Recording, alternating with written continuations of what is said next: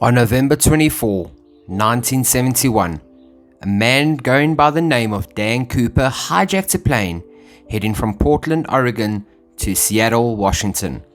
His demands were simple: 2 front parachutes, 2 back parachutes, $200,000 in cash, and a fuel truck waiting in Seattle.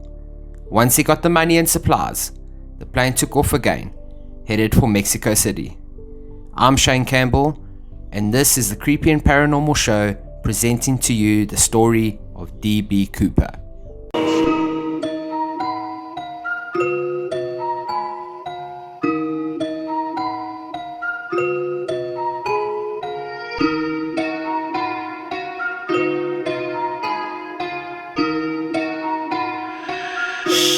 Look behind you.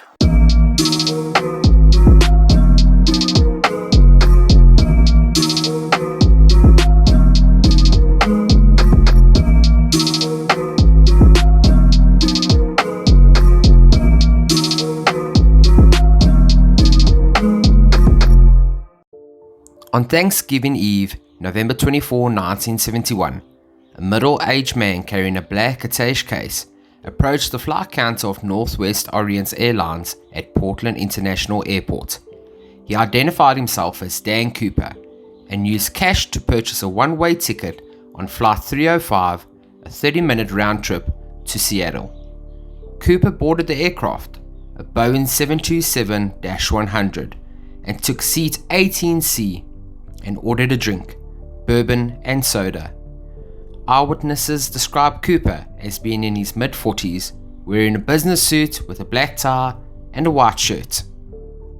Flight 305, approximately one-third full, departed Portland on schedule at 10:03 p.m. PST. Shortly after takeoff, Cooper handed a note to Florence Schaffner, the flight attendant situated nearest to him in a jump seat attached to the after stair door. Schaffner, assuming the note contained a lonely businessman's phone number, dropped it unopened into her purse. Cooper leaned toward her and whispered, "Miss, you better take a look at that note. I have a bomb." The note was printed in neat, all capital letters with a felt tip pen. Its exact wording is unknown, because Cooper later reclaimed it, but Schaffner recalled that it mentioned the bomb and directed her to sit in the seat beside Cooper. Schaffner did as requested, then quietly asked to see the bomb. Cooper opened his briefcase long enough for her just to glimpse at 8 red cylinders, 4 on top of 4, attached to wires coated with red insulation and a large cylindrical battery. After closing the briefcase, he stated his demands: $200,000 in negotiable American currency, 4 parachutes, 2 primary and 2 reserve, and a fuel truck standing by in Seattle to refuel the aircraft upon arrival. Schaffner conveyed Cooper's instructions to the pilots in the cockpit. When she returned, Cooper was wearing dark sunglasses. The captain, William A. Scott, contacted Seattle Tacoma Airport Air Traffic Control, which informed local and federal authorities. The 35 other passengers were told that their arrival in Seattle would be delayed because of a minor mechanical difficulty. Northwest Orient's president, Donald Nyrop, authorized payment of the ransom and ordered all employees to cooperate fully with the hijackers' demands. The aircraft circled Puget Sound for approximately 2 hours to allow Seattle Peace and the FBI sufficient time to assemble Cooper's parachutes as well as his ransom money and to mobilize emergency personnel. Flight attendant Tina McLeod recalled that Cooper appeared familiar with the local terrain. At one point, he remarked, "It looks like Tacoma down there," as the aircraft flew above it. He also correctly mentioned that McCord Air Force Base was only a 20-minute drive at that time from Seattle Tacoma Airport. Schaffner described him as calm, polite, and well-spoken, not at all consistent with the stereotypes, which are enraged, hardened criminals or take me to Cuba political dissidents, popularly associated with air piracy at that time. He wasn't nervous, McLeod told investigators. He seemed rather nice. He was never cruel nor nasty. He was thoughtful and calm all the time. As Schaffner grasped the enormity of what was happening, Cooper reassured her. He ordered a second bourbon and soda, paid his drink tab, and attempted to give McLeod the change, and offered to request meals for the flight crew during the stop in Seattle. McLeod asked Cooper if he had a grudge with Northwest Airlines. Cooper replied, "I don't have a grudge against your airline, miss. I just have a grudge." FBI agents assembled the ransom money from several Seattle area banks, 10,000 unmarked $20 bills, most with serial numbers beginning with the letter L, indicating issuance by the Federal Reserve Bank of San Francisco, and most from the 1963A or 1969 series, and made a microfilm photograph of each of them. Cooper rejected the military-issued parachutes offered by McCord AFB personnel, instead demanding civilian parachutes with manually operated ripcords. Seattle police obtained them from a local skydiving school. At 5:24 p.m. PST, Cooper was informed that his demands had been met, and at 5:39 p.m., more than an hour after sunset, the aircraft landed at Seattle-Tacoma Airport. Cooper instructed Scott to taxi the jet to an isolated, brightly lit section of the apron and close all window shades in the cabin to deter police snipers. Northwest Orient Seattle Operations Manager Al Lee approached the aircraft in street clothes to avoid the possibility that Cooper might mistake his airline uniform for that of a police officer, and delivered the cash-filled knapsack and parachutes to McLeod via the AFT stairs. Once the delivery was completed, Cooper allowed all passengers, Schaffner and senior flight attendant Alice Hancock, to leave the plane. The refueling process was delayed because of a vapor lock in the fuel tanker's truck pumping mechanism. A second truck was brought in to complete the refueling. An FAA official requested a face-to-face meeting with Cooper aboard the aircraft, which was of course denied. Cooper grew impatient, saying, "This shouldn't take so long," and sent a note to the crew saying, "Let's get this show on the road." Cooper outlined his flight plan to the cockpit crew, a southeast course towards Mexico City at the minimum airspeed possible without stalling the aircraft, which is approximately 100 knots, and for my fellow South Africans, that is 185 kilometers per hour, and at a maximum of 10,000 foot, which is 3,000 meters of altitude. He further specified that the landing gear remained deployed in the takeoff/landing position. The wind flaps be lowered 15 degrees and the cabin remain unpressurized. First Officer William J. Ratajczak informed Cooper that the aircraft's range was limited to approximately 1,000 miles, 1,600 kilometers, under the specified flight configuration, which meant that a second refueling would be necessary before entering Mexico. Cooper and the crew discussed options and agreed on Reno, Nevada as the refueling stop. Cooper further directed that the aircraft take off with the rear exit door open and its staircase extended. Northwest's home office objected, on grounds that it was unsafe to take off with the AFT staircase deployed. Cooper countered that it was indeed safe, but he would not argue the point. He would lower it once they were airborne. At approximately 7:40 p.m., the Boeing 727 took off with only Cooper, Captain Scott, Flight Attendant McLeod, First Officer Ratajczak, and Flight Engineer Harold E. Anderson on board. Two F-106 fighter aircrafts from McCord Air Force Base followed behind the airliner, one above it and one below, completely out of Cooper's view. A Lockheed T-33 trainer, diverted from unrelated Air National Guard mission, also shadowed the 727 before running low on fuel and turning back near the Oregon-California state line. After takeoff, Cooper picked up his briefcase and told McLeod to show him how to open the door to the aft staircase. He then told her to join the rest of the crew in the cockpit and remain there when the door closed.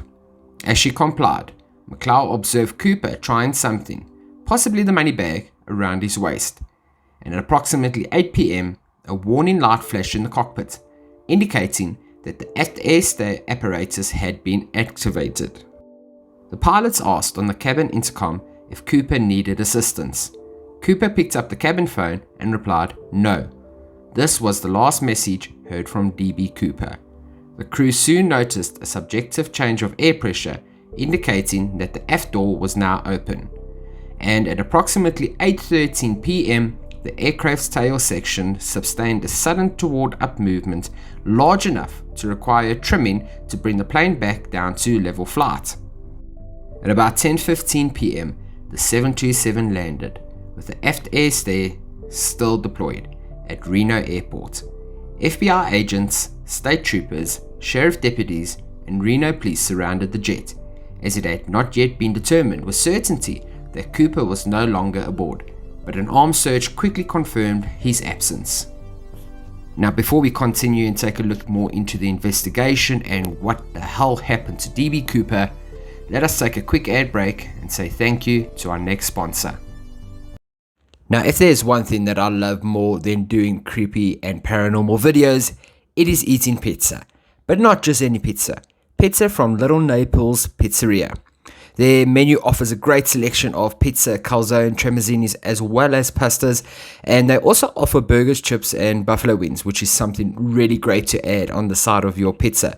They prepare their food using only the highest and quality fresh ingredients, so you can be sure that you will taste freshness with every bite. Now, Little Naples Pizzeria is based here in Impala Park, just down the way. I think it's number 24 Freeland Road.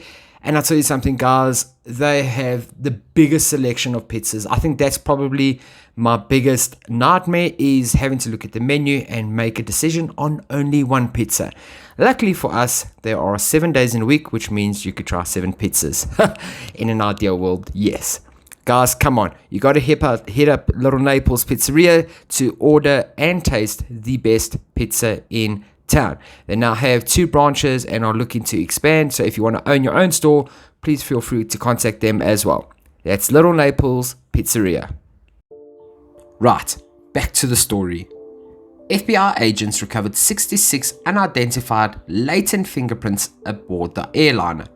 The agents also found Cooper's black clip-on tie, his tie clip, and 2 of the 4 parachutes, one of which had been opened and 2 shroud lines cut from the canopy.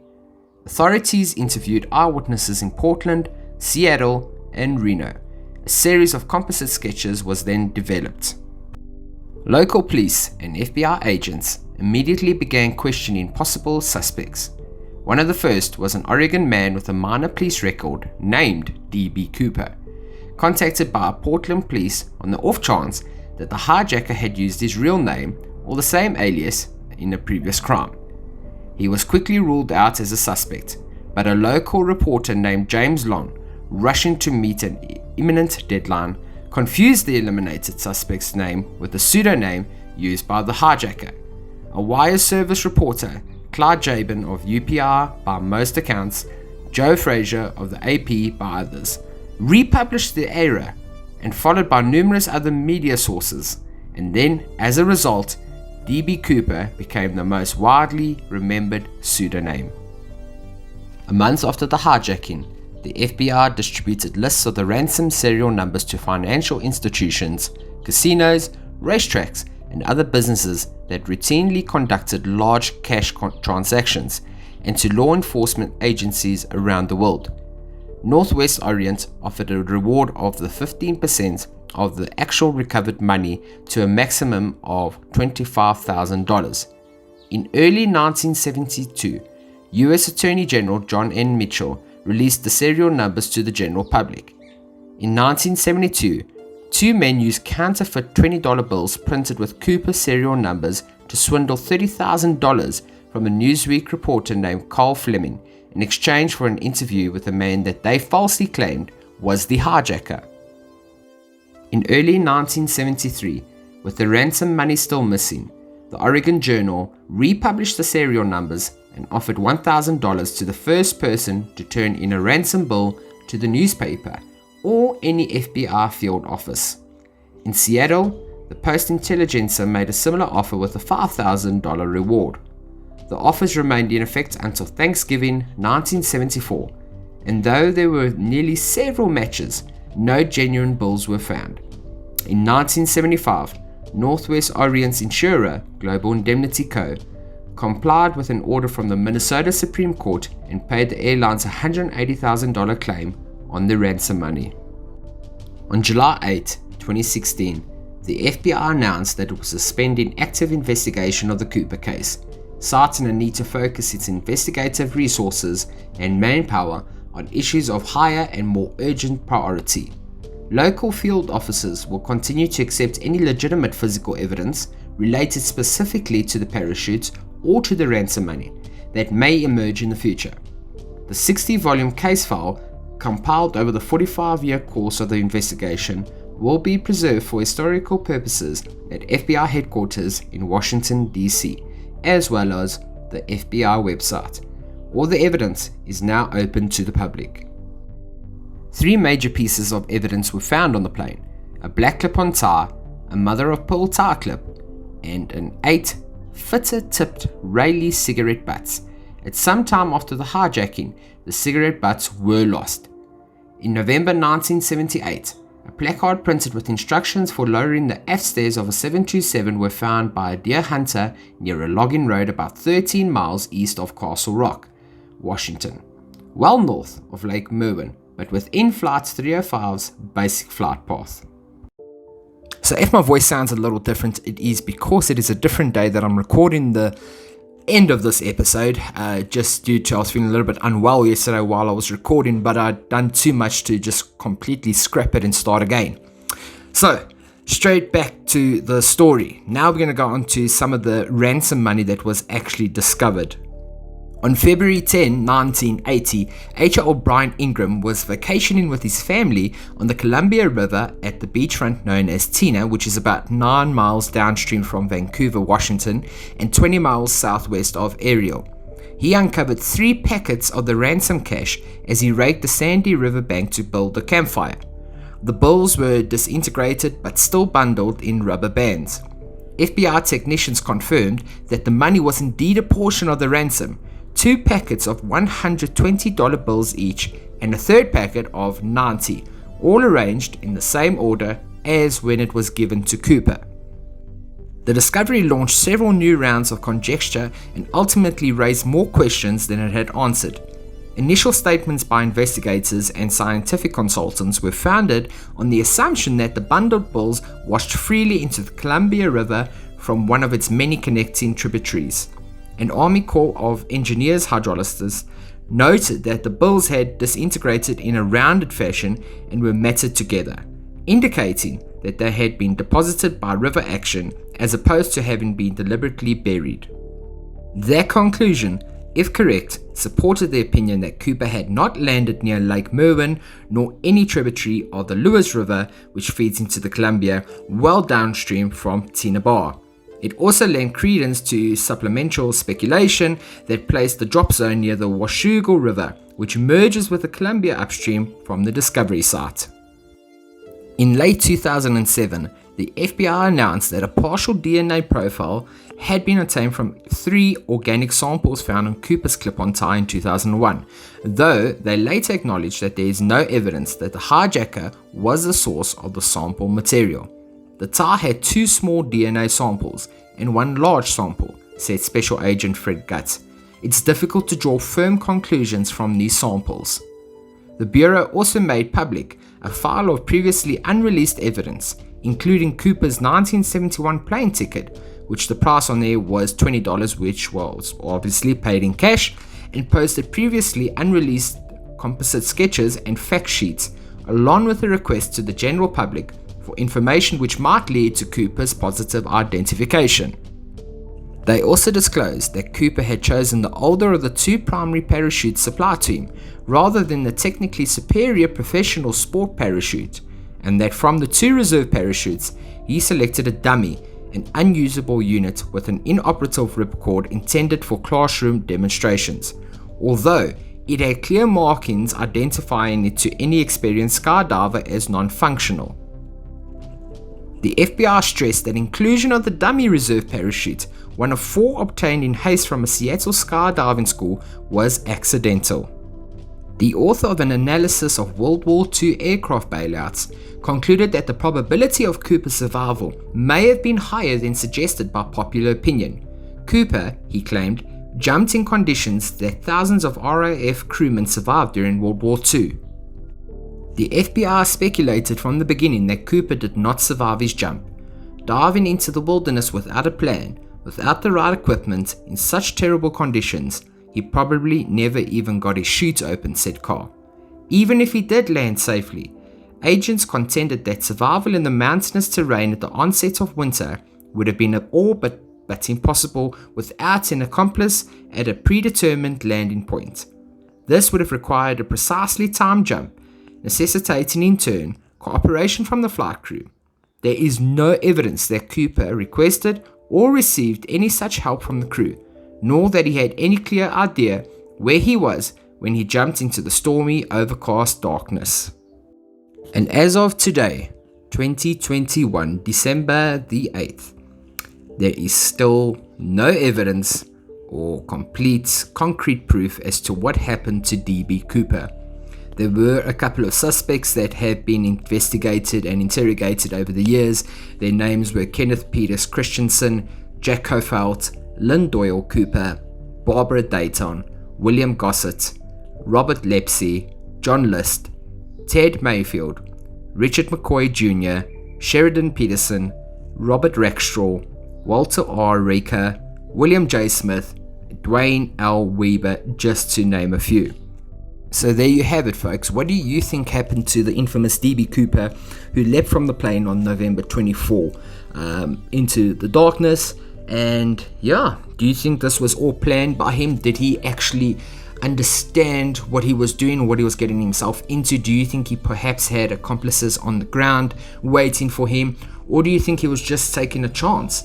I personally think there is more to the story that we are not being told. I do believe, just based on some of the investigation and reports that have come out, that he knew exactly what he was doing and what he was talking about. He had clearly done some research onto what altitude the plane could fly at a minimal and the minimal speed it could fly without stalling. Things like that make me believe he knew exactly what he was doing. But I don't know, the fact that he was just so kind and generous in the sense that he wanted to buy lunch for the air crew while they were waiting at the airport, and the fact that he wasn't rude or boisterous just makes me believe he was someone with a plan and obviously just wanted money to get out, and he possibly saw this as an easy way out. I don't know, what do you guys think? Let me know in the comments below. If you have any other stories or theories relating to this, also please let me know in the comments below.